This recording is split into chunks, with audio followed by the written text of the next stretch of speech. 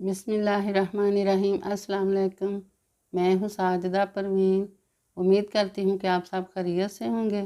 आज हम बनाने लगे हैं बहुत ही मज़ेदार चाट, जो कि रमज़ान शरीफ के हवाले से है। तो ये चाट जो आप खाएंगे रमज़ान शरीफ में, तो इससे बहुत ही ताकत आएगी। इफ्तारी के बाद चाट आप ज़रूर बनाएं, आपको बहुत पसंद आएगी। सबसे पहले मैंने ये 6 अदद केले लिए हैं, ये आधा किलो मैंने सेब लिए हैं, और इसके बाद ये आधा किलो ही अनार हैं, और 1 पाव मैंने ये वाला ले लिया है अंगूर।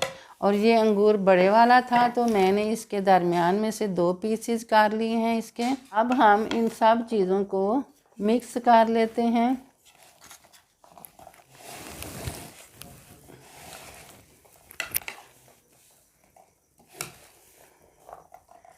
ये रमज़ान शरीफ में अक्सर दही भले और ये वाली चाट जो है ज़रूर बना के खाई जाती है। अब इसमें मैं थोड़ी सी ये डालने लगी हूँ ग्राइंड की हुई चीनी।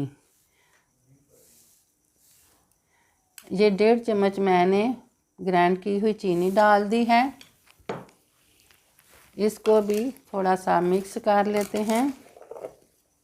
चीनी मिक्स करने के बाद मैंने ये 2 वाले डब्बे क्रीम के डाल दूंगी, और अब हम क्रीम को भी मिक्स कर लेते हैं।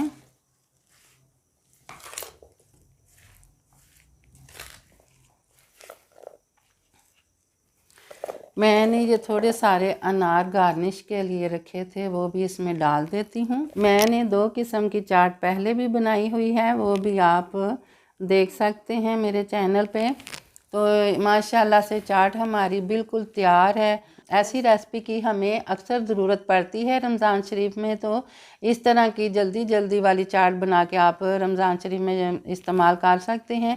ये बहुत ही जल्दी बन जाने वाली चाट है, आप इसको ज़रूर ट्राई कीजिएगा और मुझे कमेंट में बताइएगा कि ये आपको चाट कैसे लगी। अब मुझे इजाज़त दें। मेरा और आपका अल्लाह निगहबान।